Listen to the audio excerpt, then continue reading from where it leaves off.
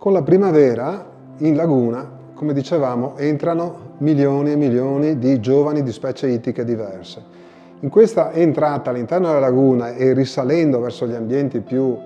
interni, alcune zone erano state notate da epoca storica dai primi abitanti della laguna come degli ambienti in cui poi queste specie andavano a collocarsi per poi verso l'autunno con i primi freddi tornare verso il mare. Questi ambienti, le valli da pesca, sono state da epoca storica utilizzate proprio a questa funzione di serbatoio naturale di specie di pesci che entravano e che poi durante i primi freddi, nel periodo della fraima, dell'uscita, venivano catturati attraverso una serie di trappole che venivano poste all'uscita nei canali di uscita di queste valli che venivano poi chiuse sempre più con delle canne, delle barriere di canne, come possiamo vedere in questo disegno, e attraverso questo sistema di trappole che si chiamavano lavorieri venivano poi condotte come nelle tonnare in uso fino a pochi decenni fa, in un percorso con delle camere della morte in cui venivano agevolmente poi pescate. Queste valli da pesca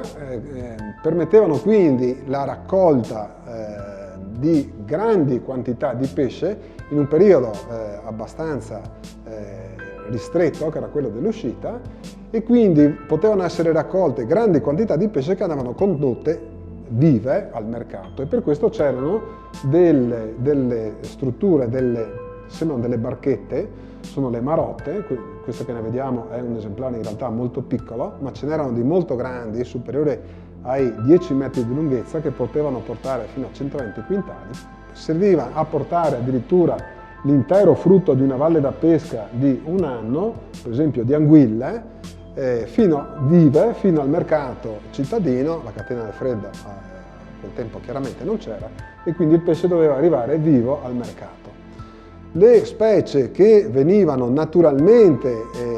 nelle valli da pesca e che poi sono state nel corso del tempo allevate con un allevamento comunque di tipo estensivo erano le diverse specie che dal mare entrano, ma in particolare i cefali, le 5 specie di cefali, le orate, il branzino e l'anguilla.